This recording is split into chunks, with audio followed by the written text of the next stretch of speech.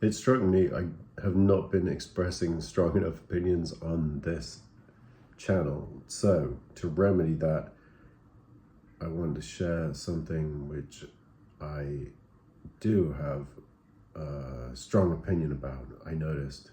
I think I was watching a YouTube video, and one very, a respected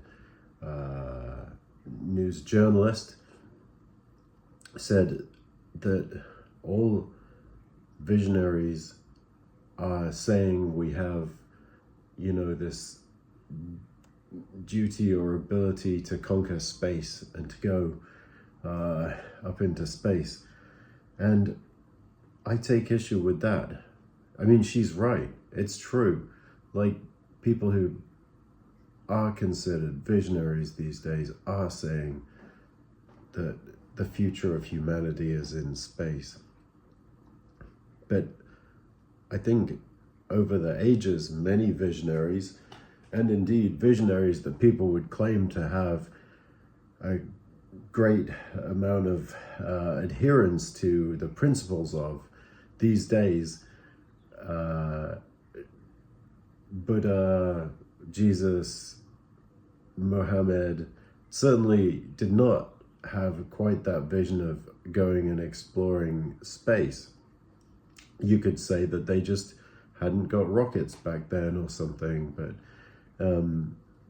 I think a lot of the time, a lot of the visionaries people have taken seriously before the last 20 years or before the internet or something like that were visionaries who had a vision of sharing the world in peace and ways that humanity could get along with each other and make the world into a paradise where we could all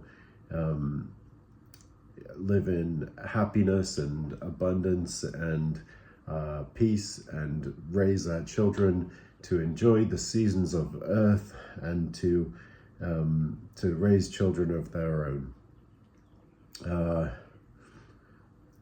This actually, well, you might say, Jeff, can you just do both? Maybe, not at the same time. And certainly, when you consider the environmental cost of space programs, I think I read somewhere that you'd have to drive a car for 100 years to equal the carbon emissions of launching one rocket. And that's just the launch.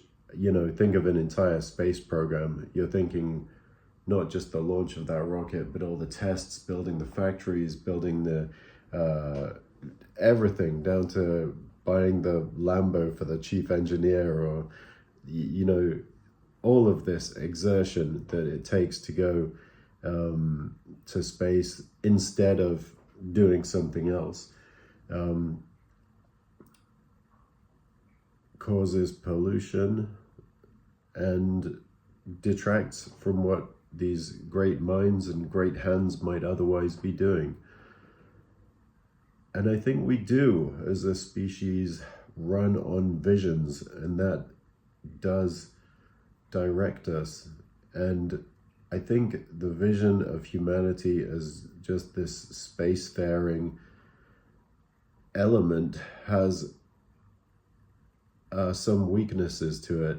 I think it's a weak vision, because just going somewhere isn't a vision.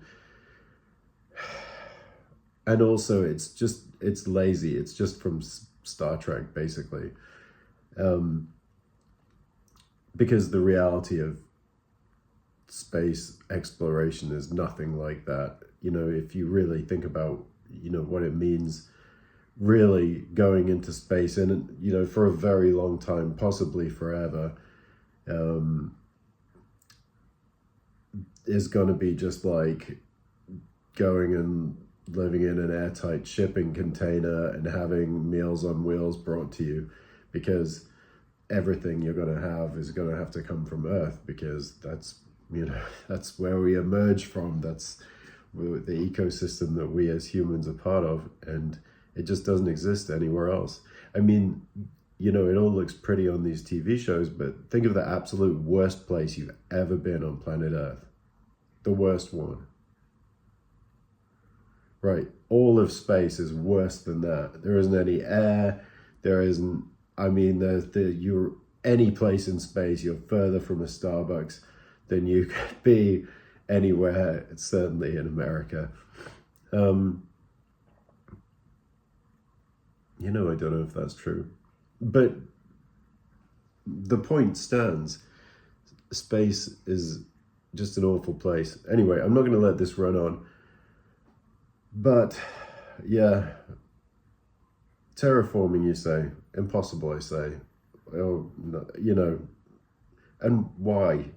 We've got Earth. It's beautiful.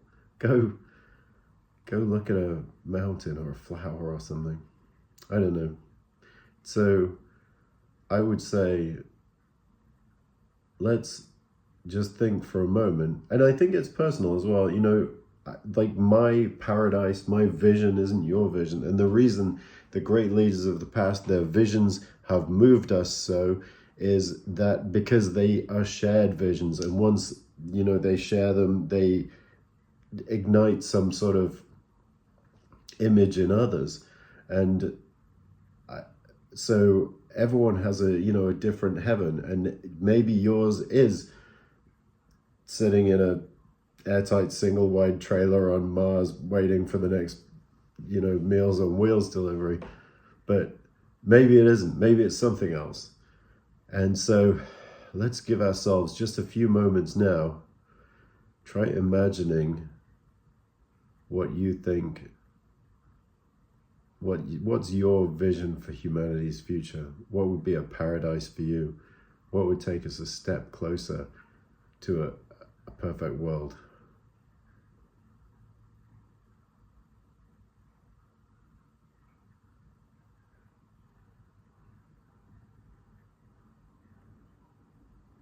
It actually feels pretty good to imagine your perfect world.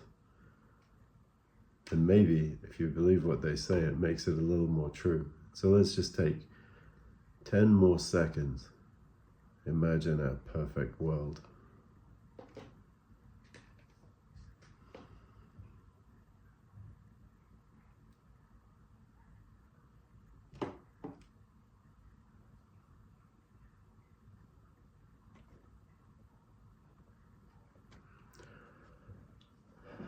Time up. You're going to have to, if you want to do any more imagining of your perfect world, you're going to have to do it on your own time. But thank you for joining me for this discussion today.